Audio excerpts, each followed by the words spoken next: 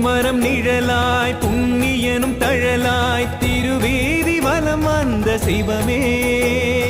உன்னை இறை மறைத்திருக்க உண்மையதும் ஒளிந்திருக்க ஊரெங்கும் விளக்கேற்றி வந்தோம் கூத்தனென கூத்தாடி கூடி நின்று அகல் ஏற்றி துறை அறிந்து இளைப்பாரினோம்